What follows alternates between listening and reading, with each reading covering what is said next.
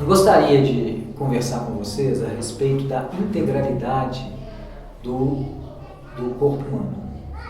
O corpo humano ele é todo interligado. Qualquer coisa que você faça no dedão do pé vai repercutir no geral. E na boca não é diferente. Tudo que acontece na boca pode repercutir na saúde geral e muitas coisas da saúde geral podem repercutir na boca. A gente sabe de diversas infecções odontogênicas que podem ultrapassar os limites da boca e causar infecções graves nos indivíduos. Nós sabemos de doenças como o pênfigo vulgar, como o câncer, como as doenças dermatológicas que também vão ter manifestações bucais. Então o cirurgião dentista ele tem que trabalhar com o paciente como um todo.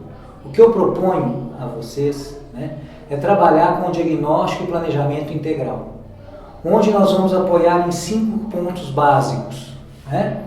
O diagnóstico de cárie, o diagnóstico de doença periodontal, o diagnóstico de lesões bucais, cistos e tumores e alterações na boca, o diagnóstico de articulação temporomandibular e oclusão, como que a boca abre e fecha, como os dentes se encaixam, e o diagnóstico clínico desse paciente. Esse paciente apresenta alguma comorbidade, apresenta alguma doença de fundo, alguma coisa que vai impactar no atendimento do tratamento. Em toda consulta inicial, o paciente deve ser avaliado nesses 5 pontos básicos.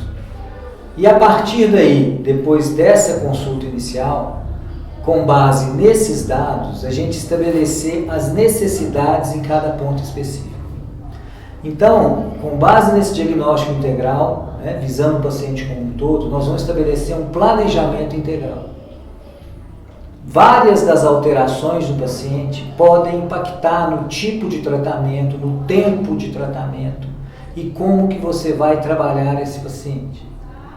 Algumas doenças como hipertensão, diabetes, pacientes que foram irradiados, pacientes que foram submetidos a tratamentos quimioterápicos e radioterápicos, isso vai alterar a forma como você vai planejar esse caso.